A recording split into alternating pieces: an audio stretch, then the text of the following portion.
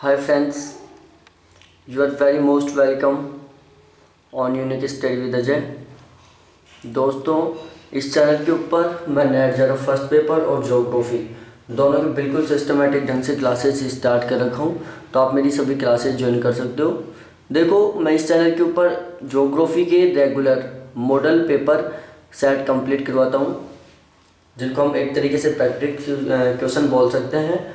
और जो मेरी सभी प्रैक्टिस क्वेश्चन हैं, जो असिस्टेंट प्रोफेसर का एग्ज़ाम, कॉलेज लेक्चरर का एग्ज़ाम, नेट जर्फ का एग्ज़ाम, इन सभी के लिए बहुत महत्वपूर्ण है।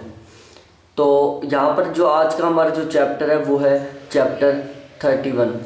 इससे पहले मैं चैप्टर 30 कंप्लीट करवा चुका हूँ। तो आपने यदि उन सभी चैप्टर्स को नहीं देखा है तो उनको आप ज़रूर देखें, क्योंकि वो आपके लिए बहुत इम्पोर्टेंट है। और इसके अलावा मैं अब तक टोटल 392 क्वेश्चन कंप्लीट करवा चुका हूँ 30 चैप्टर में। और आज का जो चैप्टर है इसमें हम कंप्लीट क्वेश्चन सॉल्व करेंगे 392 से लेके और 407 तक। तो डायरेक्टली मैं बता दूं आपको, मैं आज यहाँ पर आपको टोटल 15 क्वेश्चन कंप्लीट करवाऊँगा, जिनका जो टाइम है वो आपको 15 मिनट में कंप्लीट करने हैं। और यदि आपका 60% का स्कोर होता है तो समझो आपकी जो प्रिपरेशन है वो नॉर्मल है। यदि आपका 70% के प्लस आसपास स्कोर होता है तो समझो आपकी जो प्रिपरेशन है वो स्ट्रॉन्ग है, क्या है, गुड है। और यदि आपकी जो स्कोर है वो 75% प्लस होता है तो आपकी जो तैयारी है वो एक तरीके से ग्रेट बोल सकता हूँ, बहुत बेस्ट तैयारी है आपकी, ग्रेट स्कोर आपका, महान स्कोर आपका। और देखो, यहाँ पर यदि आपको इन सभी क्वेश्चंस की पीडीएफ लेनी है, जो मैं आपको क्वेश्चन कंप्लीट करवाऊंगा, इन सभी क्वेश्चंस की आपको पीडीएफ लेनी है। मेरा एक व्हाट्सएप ग्रुप है, आपको यदि उस व्हाट्सएप ग्रुप में ऐड होना है तो मेरे कॉन्टैक्ट नंबर हैं 7891350470। उन कॉन्टैक्ट नंबर पर आप मेरे से कांटेक्ट कर सकते हो, जिनसे आप मेरे से ये पीडीएफ ले सकते हो और JRF assistant professor college lecture के व्हाट्सएप ग्रुप में ऐड हो सकते हो। और इस वीडियो को आप लाइक करो, शेयर करो और चैनल को सब्सक्राइब करो, बेल आइकन को दबाओ। तो अब हम स्टार्ट करते हैं। हमारा जो मेन वीडियो है वो देखो, आपको यहाँ पर इन सभी प्रैक्टिस क्वेश्चन का जितने भी आप 15 में से कितने क्वेश्चन सही करते हैं, ये मेरे को आपको कमेंट करके बताना होगा कि आपने कितने क्वेश्चन सही किए हैं। तो अब हम स्टार्ट करते हैं क्वेश्चन नंबर 6 से। देखो, निम्नलिखित कथनों पर विचार करो। जो क्वेश्चन नंबर 6 है वो स्टार्ट होता है कि निम्नलिखित कथनों पर विचार करो। हमें इन कथनों पर विचार करना है। कथन फर्स्ट है, मैग्मा के भूपर्पटी के ऊपर ठंडा होने के फलस्वरूप ज्वालामुखी चट्टानों का निर्माण होता है। दूसरा कथन है, बेसाल्ट ज्वालामुखी चट्टानों का प्रमुख उदाहरण है। तीसरा है, बेसाल्ट के क्षरण से काली मिट्टी का निर्माण होता है। और ये आपको टोटल 4 ऑप्शन दिए हुए हैं। इन 4 ऑप्शनों में आपको जो भी करेक्ट आंसर है उसका पता चलाना है कि यहाँ पर बिल्कुल सही आंसर क्या है। तो देखो, यहाँ पर जो बिल्कुल सही आंसर है वो है ऑप्शन नंबर डी। ये जो तीनों के तीनों कथन है वो बिल्कुल सही है। हम देखो इसको थोड़ा डिटेल से समझाते हैं आपको कि जब मैग्मा पृथ्वी के परपटी पर आता है तो वह तेजी से ठंडा होकर ठोस रूप धारण कर लेता है और इसी बाह्य चट्टान को ज्वालामुखी चट्टान कहते हैं। बेसाल्ट ज्वालामुखी चट्टानों का महत्वपूर्ण उदाहरण है। इन्हीं चट्टानों के क्षरण के परिणाम स्वरूप काली मिट्टी का निर्माण होता है, जिसे हम रेगुर मिट्टी कहते हैं। क्या होता है कि जब मैग्मा पृथ्वी के आंतरिक परत से निकलकर और पृथ्वी की जो बाह्य परत है, जिसको हम भूपर्पटी बोलते हैं, उसके ऊपर आकर ठंडा होता है, तो इससे क्या होता है, चट्टानों का निर्माण होता है, जिनको हम क्या कहते हैं, ज्वालामुखी चट्टान कहते हैं। जो बेसाल्ट चट्टान है वो एक ज्वालामुखी चट्टान है, और जब बेसाल्ट चट्टान का क्षरण होता है तो उससे काली मिट्टी का निर्माण होता है, जिसको हम रेगुर मिट्टी भी बोलते हैं। उसके अलावा मैं आपको बता दूं कुछ ज्वालामुखी आग्नेय चट्टानों के उदाहरण है। ज्वालामुखी आग्नेय चट्टानों के उदाहरण है किसके, ज्वालामुखी आग्नेय चट्टानों के। देखो, ज्वालामुखी आग्नेय चट्टानों के उदाहरण है उत्तरी आयरलैंड का एंटरिम, भारत का दक्कन पठार, संयुक्त राज्य अमेरिका का कोलंबिया और स्नेक पठार ये ज्वालामुखी आग्नेय पठारों के उदाहरण हैं। रंध्रहीन ग्लासी मैग्मा के अंतर्गत ऑब्सीडियन, प्यूमिस, पर्लाइट और पिच स्टोन आदि आते हैं। जो रंध्रविहीन ग्लासी मैग्मा होता है उसके अंदर 3 आते हैं, ऑब्सीडियन आता है, प्यूमिस पर्लाइट आता है और पिच स्टोन आता है। उसके बाद नेक्स्ट क्वेश्चन है 7वां, अवसादी चट्टानों जिसको हम सेडिमेंट्री रॉक्स बोलते हैं के संदर्भ में निम्नलिखित कथनों पर विचार करो। हमें जो सेडिमेंट्री रॉक्स हैं उनके ऊपर विचार करना है। सबसे पहले हम बात करते हैं अवसादी चट्टानों का निर्माण अनावरण क्रिया के परिणाम स्वरूप होता है। दूसरा है भूपर्पटी का 75% अवसादी चट्टानों से निर्मित है। तीसरा है अवसादी शैलों में विविध सांद्रण वाली कई सतह पाई जाती हैं। ये यहाँ पर टोटल 3 कथन है और इन तीनों कथनों में हमें सही कथन का पता चलाना है कि यहाँ पर कौन सा सही है। तो देखो इसके लिए यहाँ पर टोटल 3 ऑप्शन दिए हुए हैं जो आपके सामने हैं और इनमें से आप कोई भी जो आपको लग रहा है कि ये सही हो सकता है वो सही आंसर आपको सजेस्ट करना है, फिर बताना है। तो देखो यहाँ पर जो करेक्ट आंसर है वो है ऑप्शन नंबर सी, कि जो पहला और तीसरा कथन है वो बिल्कुल सही है। यहाँ पर पहला कथन भी बिल्कुल सही है और तीसरा कथन भी बिल्कुल सही है। देखो बता देता हूँ, अवसादी चट्टानों का निर्माण अनावरण क्रिया, अपक्षय और अपर्दन के परिणाम स्वरूप होता है। भूपर्पटी का लगभग 75% भाग अवसादी चट्टानों से वितरित होता है, जबकि आयतन में 5% भाग को आच्छादित करती हैं। अवसादी शैलों में विविध सांद्रता वाली विभिन्न सतहें पाई जाती हैं, इस कारण इसे प्रसरित या परतदार चट्टान भी कहते हैं। कि जो अवसादी शैल होती हैं उसमें विविध सांद्रता वाली विभिन्न सतहें पाई जाती हैं और इस कारण इसको प्रसरित या परतदार चट्टान भी कहते हैं। उसके बाद है क्वेश्चन नंबर 8वां, निम्नलिखित युग्मों पर विचार करो, कौन सा सम्मिलित है। एक साइड दिया हुआ है अवसादी चट्टानें, दूसरा है उनके निर्माण प्रक्रिया, कोयला, यांत्रिक, गिजराइट, कार्बनिक, हेलाइट, रासायनिक। तो यहाँ पर आपको करेक्ट आंसर का पता चलाना है कि यहाँ पर करेक्ट आंसर क्या है।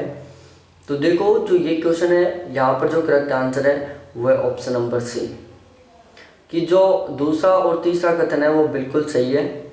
कोयला है जो एक यांत्रिक रूप की या यांत्रिक क्रिया द्वारा निर्मित चट्टान नहीं है। देखो एक बार मैं समझा देता हूँ आपको।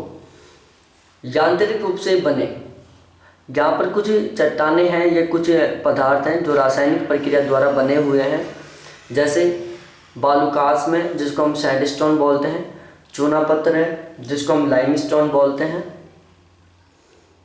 और इसके अलावा सैल है, विमृदा है और कांग्लोमेरेट है। यांत्रिक रूप से या यांत्रिक प्रक्रिया द्वारा बने हुए हैं बालूकास में चूना पत्थर, सैल, विमृदा और कांग्लोमेरेट। उसके अलावा है कार्बनिक रूप से बने, तो कार्बनिक प्रक्रिया है कार्बनिक रूप से बने हुए हैं, जैसे कार्बनिक रूप से कौन कौन बने हुए हैं,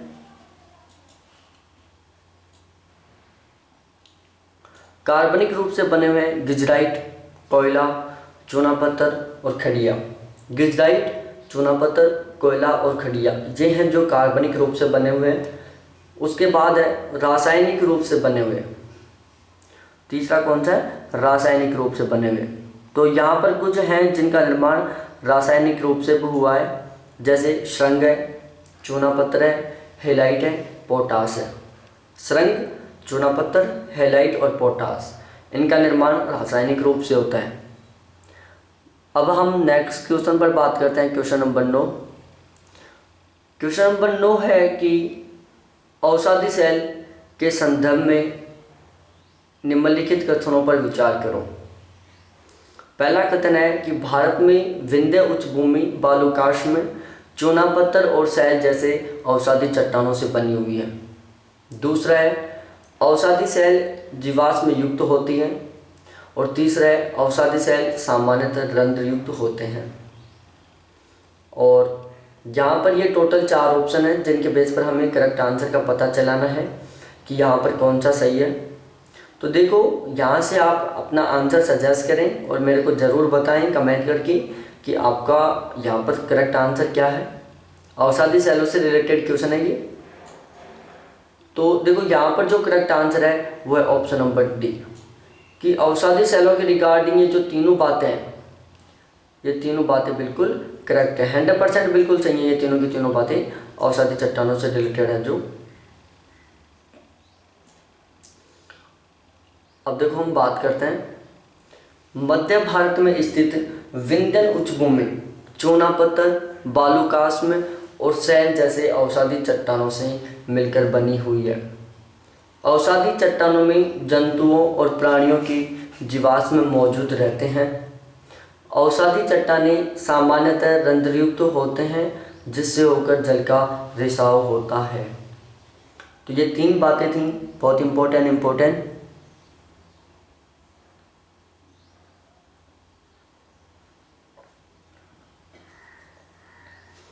उसके बाद नेक्स्ट क्वेश्चन पर बात करते हैं, क्वेश्चन नंबर 10। निम्नलिखित कथनों पर विचार करो। वापस यहाँ पर मैं कुछ कथन दिए हुए हैं जिनके ऊपर आपको डिस्कस करना है। अवसादी चट्टान आग्नेय चट्टानों की तुलना में खनिज संसाधनों को अधिक मात्रा में धारण करते हैं। दूसरा कथन है अवसादी चट्टानों में हेमेटाइट, कोयला, पेट्रोलियम जैसे खनिज संसाधनों की उपस्थिति होती है। अवसादी चट्टान आग्नेय चट्टानों की तुलना में खनिज संसाधनों को अधिक मात्रा में धारण करते हैं। और दूसरा कथन है कि अवसादी चट्टानों में हेमेटाइट, कोयला और पेट्रोलियम जैसे खनिज संसाधनों की उपस्थिति होती है। यहाँ पर सत्य कथन का हमें पहचान करनी है। आप एक बार ऐसे की ऐसे ही सजेस्ट करो कि यहाँ पर कौन सा कथन सही है, कौन सा कथन गलत है। जो चौथा कथन है वो मैं दिखा देता हूँ, ये है चौथा ऑप्शन। तो देखो यहाँ पर जो ऑप्शन फर्स्ट है वो गलत है। अब देखो यहाँ पर ऑप्शन फर्स्ट क्यों गलत है, देखो उसका मैं एक छोटा सा कारण बता देता हूँ कि जो अवसादी चट्टानें हैं वो आग्नेय चट्टानों की तुलना में खनिज संसाधनों में कम मात्रा धारण करती हैं। कि जो आग्नेय चट्टानें होती हैं वो अवसादी चट्टानों की तुलना में खनिज संसाधनों में अधिक महत्वपूर्ण होती हैं। और अवसादी चट्टानों में हेमेटाइट है, कोयला है, पेट्रोलियम जैसे संसाधनों की उपस्थिति रहती है। देखो ये रहा, अवसादी सेल आग्नेय सेलों की अपेक्षा खनिज संपदा की दृष्टि से कम महत्वपूर्ण है। अब वापस स्टार्ट होता है क्वेश्चन नंबर 1 से।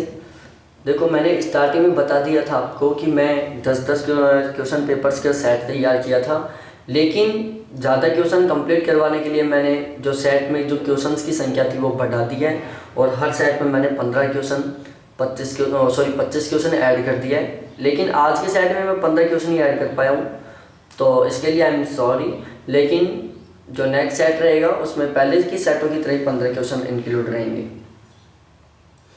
कथन फर्स्ट है कि सेंधा नमक समुद्र या झीलों के गठन से बने तबके से निकाला जाता है।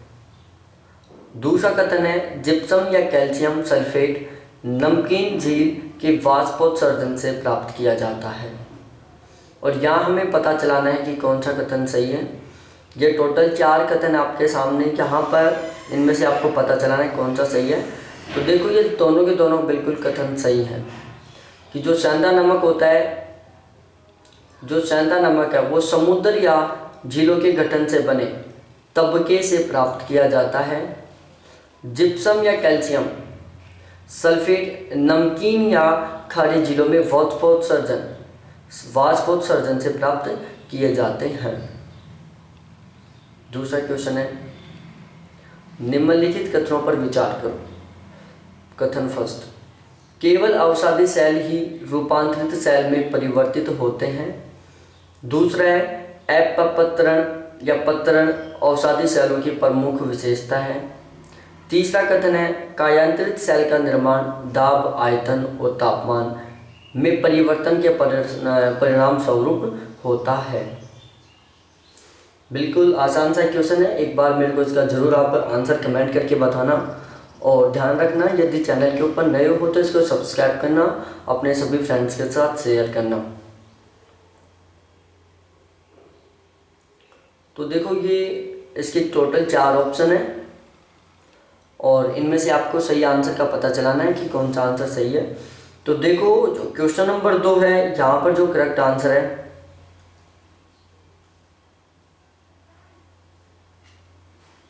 वो है ऑप्शन नंबर डी, कि यहाँ पर जो कथन 3 है वही बिल्कुल सही है। कथन फर्स्ट और कथन सेकंड यहाँ पर बिल्कुल गलत है। जो कथन फर्स्ट और कथन सेकंड है वो गलत है और कथन थर्ड बिल्कुल सही है। तो एक बार मैं डिस्क्रिप्शन पढ़ा देता हूँ इसका आपको। सभी सेलों का परिवर्तन रूपांतरित सेलों में होता है, क्योंकि मैं एक अलग से वीडियो बना चुका हूँ इससे रिलेटेड कि जो आग्नेय चट्टानें हैं वो भी रूपांतरित चट्टानों में रूपांतरित होती हैं, अवसादी चट्टानें हैं वो भी रूपांतरित चट्टानों में रूपांतरित होती हैं, और जो रूपांतरित चट्टानें हैं वो भी रूपांतरित चट्टानों में रूपांतरित होती हैं। और जो प्रपत्रण की जो क्रिया है वो कायांतरित सेलों की प्रमुख विशेषता है। जो प्रपत्रण की क्रिया है वो अवसादी चट्टानों की तुलना में कायांतरित सेलों में बहुत ही अधिक होती है। और जो कायांतरित सेल है उनका निर्माण ताप, दाब और आयतन में परिवर्तन के परिणाम स्वरूप होता है, कि जब ताप, दाब और आयतन तीनों में परिवर्तन होता है तो कायांतरित सेलों का निर्माण होता है। उसके बाद नेक्स्ट क्वेश्चन है क्वेश्चन नंबर 3। सेल कायांतरण के संदर्भ में निम्नलिखित युग्मों पर विचार करो। चट्टान, प्रभाव और रूपांतरित चट्टान। सबसे पहले ये टोटल 4 चट्टानें दी हुई हैं यहाँ पर, इन चारों चट्टानों को पढ़ो। ग्रेनाइट, सेल, कोयला और चूना पत्थर। दूसरी साइड उसके प्रभाव हैं ताप, दाब, ताप और दाब। और तीसरी साइड है रूपांतरित चट्टान, निस, स्लेट, ग्रेफाइट और संगमरमर। तो आपको इन तीनों को मैच करना है कि ये तीनों कौन से में बिल्कुल सही हैं, सम्मिलित सही हैं। और नीचे इसके ये 4 ऑप्शन है A, B, C, D। तो यहाँ पर करेक्ट आंसर का पता चलाना है। तो यहाँ पर जो करेक्ट आंसर है वो है ऑप्शन नंबर सी, कि जो कोयला है वो ताप के कारण ग्रेफाइट में बदल जाता है। कोयला अधिक टेम्परेचर के कारण ग्रेफाइट में बदल जाता है। ग्रेनाइट निस में बदल जाता है, सेल स्लेट में बदल जाता है, चूना पत्थर संगमरमर में बदल जाता है। ये बातें बिल्कुल सही हैं, लेकिन इनका जो प्रभाव है वो गलत है। प्रभाव और रूपांतरण, कोयले का रूपांतरण तापमान की वजह से ग्रेफाइट में होता है और ग्रेफाइट का रूपांतरण तापमान की वजह से डायमंड में होता है। उसके बाद चौथा क्वेश्चन है, बिना किसी विशेष रासायनिक परिवर्तनों के टूटने या पिसने के कारण वास्तविक सेलों में यांत्रिक व्यवधान एवं उनका पुनः संगठित होना क्या कहलाता है। ये क्वेश्चन पहले एक बार रिपीट हो चुका है, मैंने इस क्वेश्चन को रिपीट किया है क्योंकि आपको अपनी प्रिपरेशन का पता चले।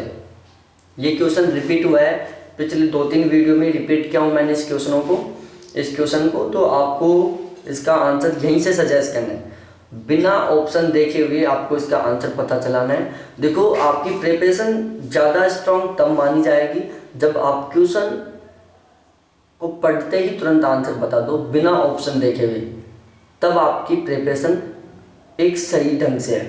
क्या है? सही ढंग से है। और यदि आपने किसी क्वेश्चन का आंसर उस स्थिति में बता दिया जब किसी ने आपसे क्वेश्चन पूछा और जैसे वो क्वेश्चन बोलना स्टार्ट किया और आपको समझ में आ गया कि क्वेश्चन क्या हो सकता है, क्वेश्चन पूरा होने से पहले यदि आप आंसर बता देते हो तो आपकी जो प्रिपरेशन है बहुत शानदार है। रियल में प्रोफेसर लेवल की आपकी प्रिपरेशन है, फिर JRF के लेवल की प्रिपरेशन है। और यदि आपने क्वेश्चन कंप्लीट होने के बाद आंसर बताया, समझो आपकी प्रिपरेशन फिर भी बेस्ट है। लेकिन यदि आप ऑप्शन देख के आंसर बता रहे हो, आपकी प्रिपरेशन वीक है, ये ध्यान रखना, उससे आपका काम नहीं चलने वाला है। आपको प्रिपरेशन बहुत स्ट्रॉन्ग करनी है। तो इसके ये टोटल 4 ऑप्शन है, गतिशील रूपांतरण, उष्मीय रूपांतरण, संपर्क रूपांतरण और प्रादेशिक रूपांतरण। तो इसका करेक्ट आंसर है गतिशील रूपांतरण। क्या है? गतिशील रूपांतरण इसका बिल्कुल करेक्ट आंसर है। एक बार मैं इनको पढ़ा देता हूँ। देखो, बिना किसी विशेष रासायनिक परिवर्तनों के टूटने एवं पिसने के कारण वास्तविक सेलों में यांत्रिकी व्यवधान एवं उनका पुनः संगठित होना गतिशील कायांतरण कहलाता है। ऊष्मीय कायांतरण के कारण सेलों के पदार्थों में रासायनिक परिवर्तन एवं पुनः क्रिस्टलीकरण होता है। ऊष्मीय कायांतरण दो प्रकार का होता है, एक संपर्क कायांतरण होता है और दूसरा प्रादेशिक कायांतरण होता है। जो संपर्क कायांतरण होता है वो क्या होता है? देखो, संपर्क कायांतरण में सेल ऊपर आते हुए गर्म मैग्मा एवं लावा के संपर्क में आती है तथा उच्च तापमान में सेल के पदार्थों का पुनः क्रिस्टलीकरण होता है। प्रादेशिक कायांतरण में क्या होता है कि इसमें उच्च तापमान तथा दबाव इन दोनों के कारण सेलों में विवर्तनिकी दबाव के कारण विकृतियां होती हैं, जिससे सेलों में पुनः क्रिस्टलीकरण होता है। तो यहाँ पर ये तीनों बातें बिल्कुल करेक्ट हैं, आपको ध्यान से पढ़ना है और इनको भी अच्छी तरीके से याद करना है, क्योंकि हमें एक क्वेश्चन की प्रिपरेशन नहीं करनी, क्वेश्चन से रिलेटेड जितने भी पॉइंट्स हैं उन सभी की बहुत स्ट्रॉन्ग प्रिपरेशन करनी है। उसके बाद क्वेश्चन नंबर 5 है, निम्नलिखित कथनों पर विचार करो। आग्नेय एवं कायांत्रित सेलों द्वारा प्राप्त अंशों से अवसादी सेलों का निर्माण होता है। अवसादी सेलों को प्राथमिक सेल भी कहा जाता है। अवसादी सेल उपखंडों में परिवर्तित हो सकते हैं। यहाँ पर आपको करेक्ट कथन का पता चलाना है कि कौन सा कथन बिल्कुल सही है। तो इस क्वेश्चन में जो कथन सी है वो बिल्कुल सही है कि पहला और तीसरा, इसका बिल्कुल करेक्ट आंसर है पहला और तीसरा, कि आग्नेय और कायांत्रित सेलों द्वारा प्राप्त अंशों से अवसादी सेलों का निर्माण होता है। अवसादी सेल उपखंडों में परिवर्तित हो सकते हैं। देखो, इसका डिस्क्रिप्शन पढ़ते हैं। आग्नेय सेलों को कायांत्रित सेलों में परिवर्तित किया जा सकता है और आग्नेय एवं कायांत्रित सेलों से प्राप्त अंशों से अवसादी सेलों का निर्माण होता है। कि जो आग्नेय सेल है उसको कायांत्रित सेल में परिवर्तित किया जा सकता है तथा आग्नेय एवं कायांत्रित सेलों से प्राप्त अंशों से अवसादी सेलों का निर्माण होता है। आग्नेय सेल को प्राथमिक सेल कहा जाता है, ना कि अवसादी सेल को। अन्य सेल आग्नेय सेलों के निर्माण से ही होता है। सबसे पहले आग्नेय सेल का निर्माण होता है, उसके बाद अवसादी और फिर कायांत्रित सेल का निर्माण होता है। अवसादी सेल उपखंडों में परिवर्तित हो सकती है। जो अवसादी सेल है वो बहुत से उपखंडों में भी परिवर्तित हो सकती है।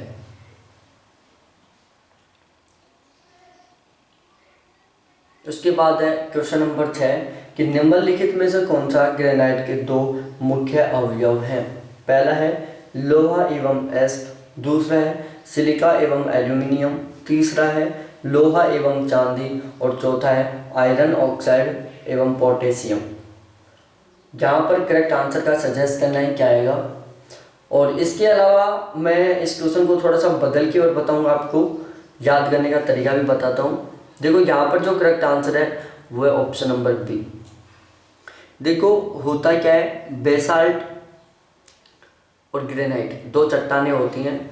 जो महाद्वीपीय परपट्टी है वो ग्रेनाइट से बनी हुई होती है और जो महासागरीय परपट्टी होती है वो बेसाल्ट से बनी हुई होती है। अब जब हम पृथ्वी के आंतरिक संरचना का अध्ययन करते हैं तो जो पृथ्वी की ऊपरी परत है जिसको हम सियाल कहते हैं, जो सिलिका और एल्यूमिनियम से बनी हुई होती है, उसके नीचे सीमा होती है जो सिलिका और मैग्नीशियम से बनी होती है, और उससे नीचे निफे होती है जो निकल और फेरस से बनी होती है, निकल और आयरन से बनी हुई होती है। तो ये होता है बिल्कुल क्रम। अब जो महासागरों की सतह होती है वो महाद्वीपों की तुलना में नीचे होती है और महाद्वीपों की सतह महासागरों की तुलना में ऊपर होती है। जब महाद्वीपों की जो सतह वो ऊपर होती है तो वो किससे बनी हुई होती है? ग्रेनाइट चट्टानों से। महाद्वीपों की सतह किससे बनी होती है? ग्रेनाइट चट्टान से। और पृथ्वी की ऊपरी मात्रा, जो ऊपरी परत है, उसको क्या कहते हैं? सियाल। सियाल क्यों कहते हैं? क्योंकि उसमें सिलिका और एल्यूमिनियम की मात्रा अधिक होती है।